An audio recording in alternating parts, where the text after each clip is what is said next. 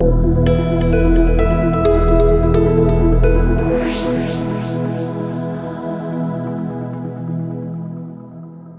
name is Ertekin 96 and I'm head of the Knidos Excavation and Research.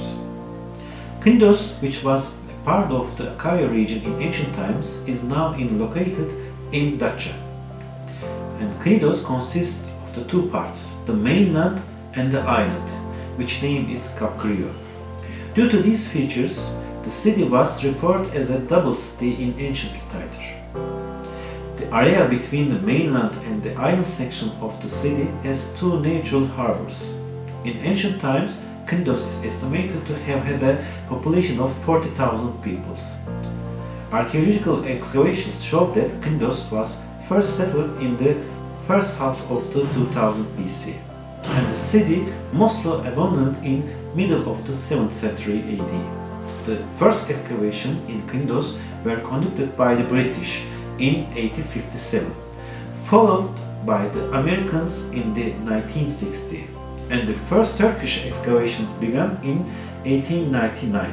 Knidos is located on the thin Long Dacia Peninsula, or Canadian Peninsula, which extends westward toward the intersection of the Aegean and Mediterranean.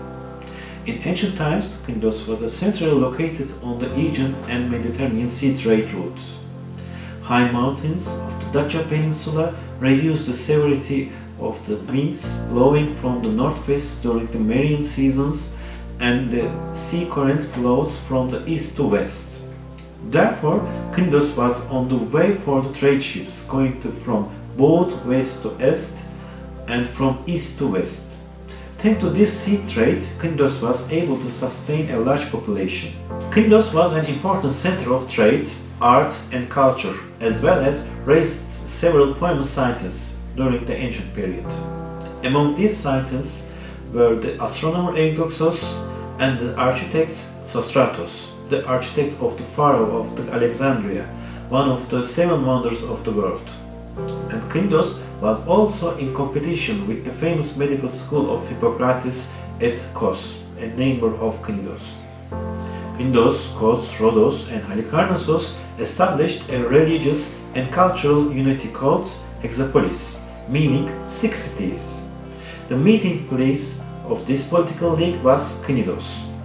The city also gained fame with its naked Aphrodite sculpture by Praxiteles, who was one of the most famous sculptors of his period. Knidos achieved great commercial success and became famous throughout all of the Mediterranean basin for the ceramics and the wine trade produced. The products and Canadian scientists helped Knidos to become important not only its own region but throughout the entire of the ancient Greek civilizations. Our primary goal in Knidos is to protect and repair structures which have been revealed throughout excavation over the past years. We are also aiming to gain more detailed information regarding the history and social life of the Knidos through the new structures and findings still to be discovered with our future excavations. We want to make Knidos more understandable through our current and future projects. Knidos expands out into quite a large area, which add to its attraction. Remains of the monumental tombs in the necropolis area start from 9 kilometers east of the city and reach out until the ancient remains.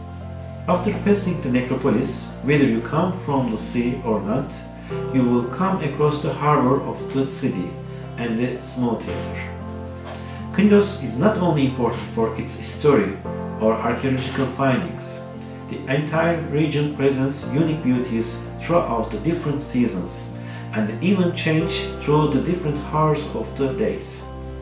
The historical lighthouse at the end of the Kapkırıyor in the island part is one of the most beautiful places to watch the sunset in all of Turkey. In addition to this, endemic species such as sea deathfoils blossoming among the ruins of the Knidos present a unique view for visitors. Knidos has untouched geography which helps keep the sea clean and creates dynamic fauna.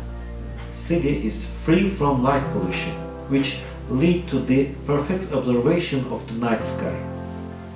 In short, Knidos presents both a unique history and geographic beauties to its visitors.